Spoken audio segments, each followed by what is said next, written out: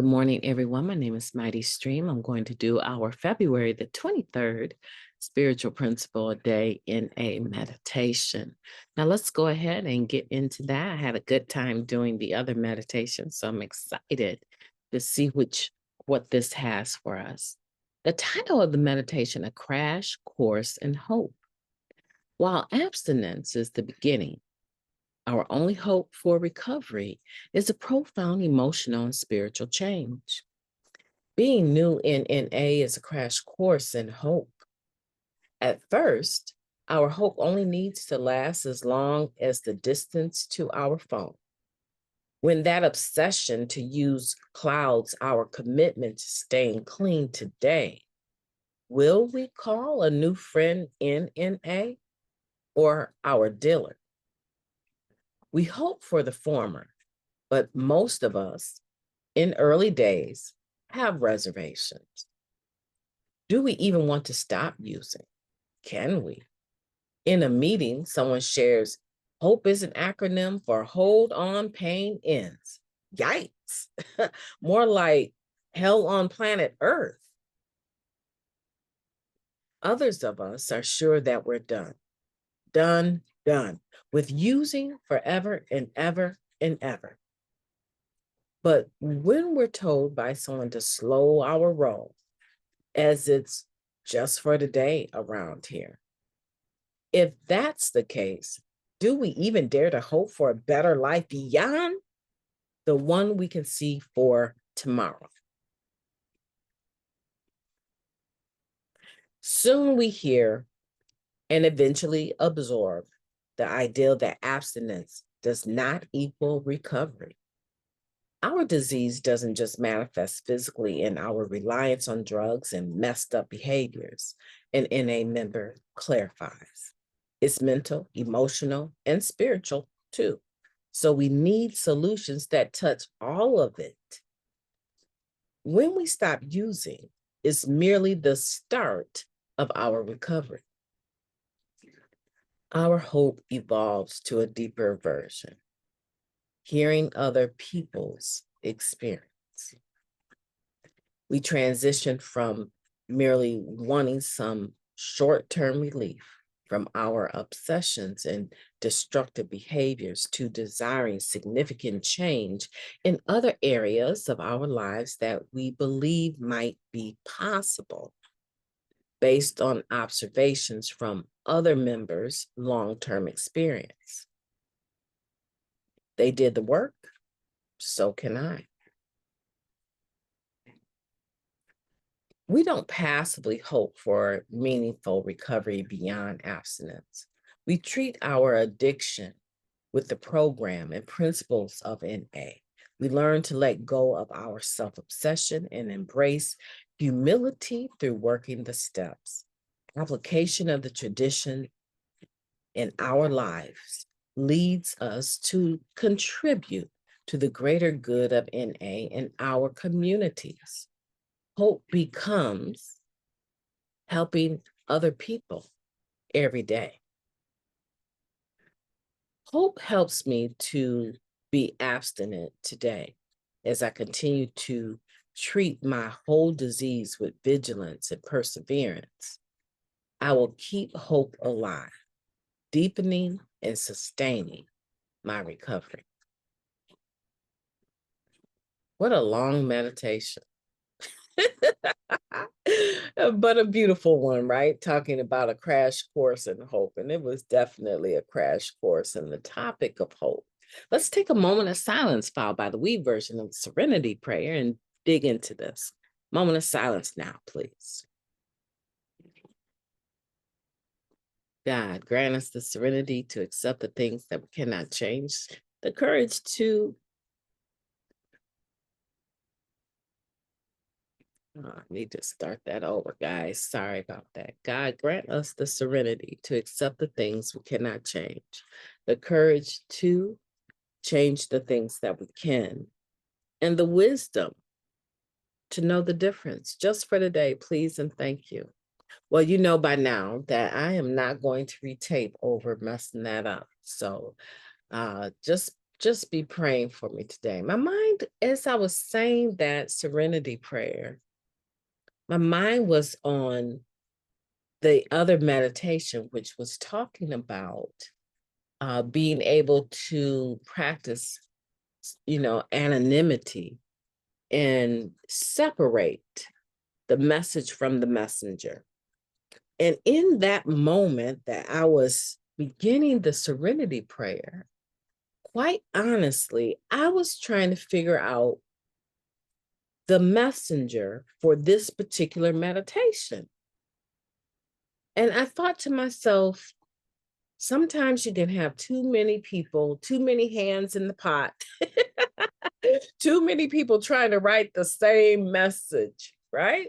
And I thought to myself, this was a difficult meditation for me to read for some reason. And I think it's because of the way that all of this was produced, right? Where they actually sent the rough draft out and allowed the groups to give input. And so they kept tweaking and it took years, kept tweaking and tweaking and tweaking the meditation book, the different days of it, and getting it to where it was something that could be approved by everyone. And I just really think that this has a different types of writing in it.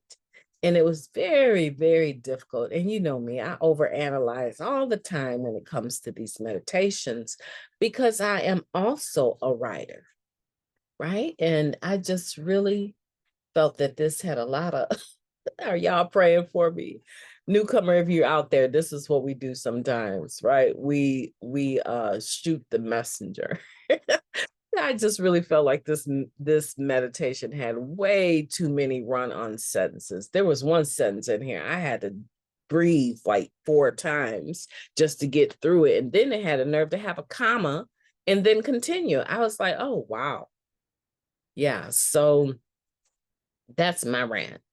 We're talking about a crash course in hope and how initially it becomes just a matter of just not using, right? Trying not to use from day to day. But at some point in time, if we're being honest, the obsession or the thought, or maybe it's better said that the obsession to use drugs is not always removed immediately or even slowly for some people. At some point in time, you'll have a using dream, or you will be thinking about the people that you used to use with. And, quite honestly, missing that atmosphere of using to some degree. And what will you do? That's what it comes down to. Because when we're talking about hope,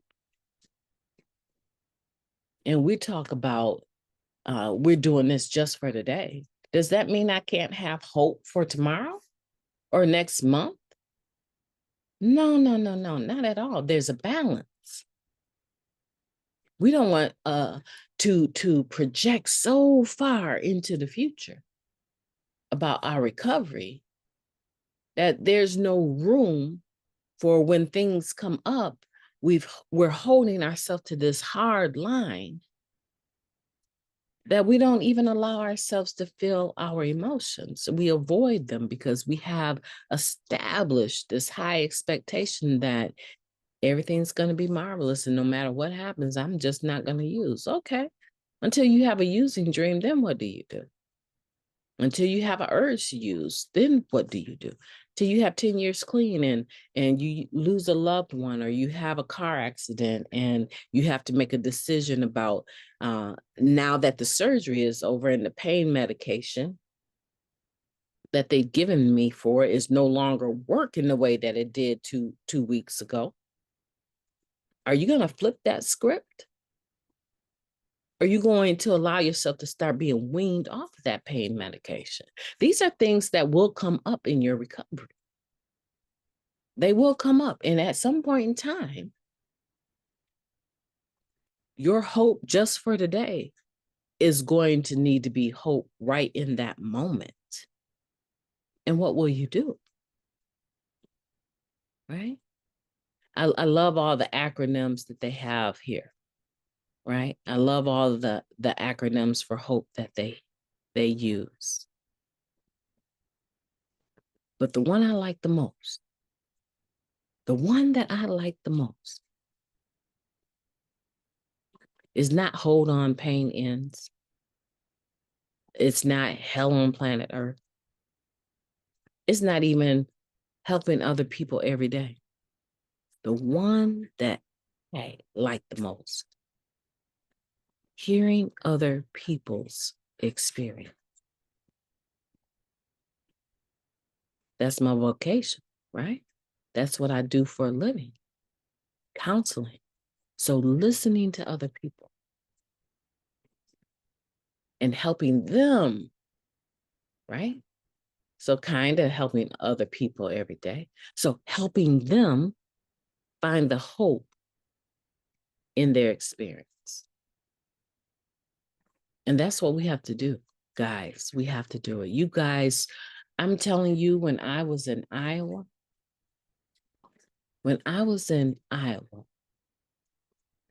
for instance, yesterday was such a tough day. There was no way I could record and follow through with the things that I needed to do for my family yesterday, right? So I had to find the recordings in my files from last year and use those. That was yesterday. And occasionally I permit myself to do that, right? But when I know that I have something that's going to take my voice away and I'm not going to function, I will pre-record the week of and make sure that it's ready for you. It will already be scheduled to release at midnight. And I had that opportunity yesterday, okay?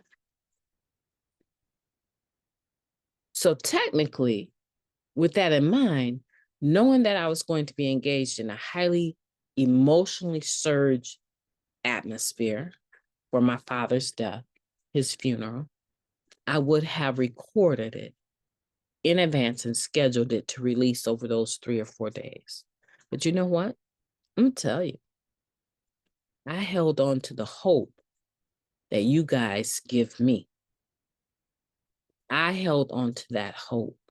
I knew that I was going to need to do a live recording every morning like clockwork in order to push myself through the funeral process.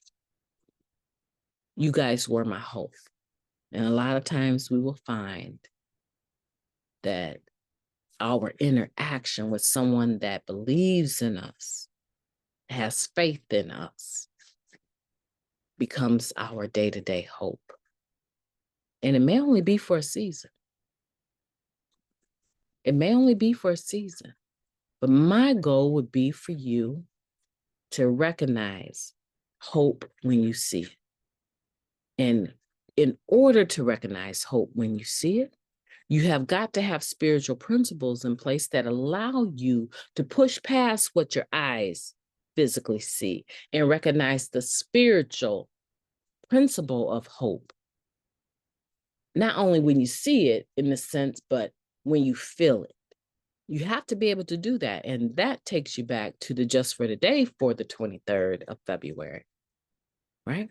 Being able to hear the message and push past the messenger when you have a problem.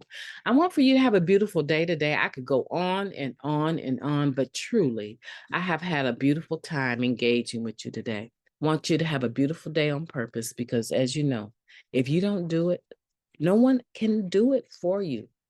This is something that you have to do. Be able to see the hope, feel the hope, believe in the hope, have the faith, feel the faith, believe in the faith. That you too can have a beautiful day no matter what comes down the pike. You can do it. Talk to you soon.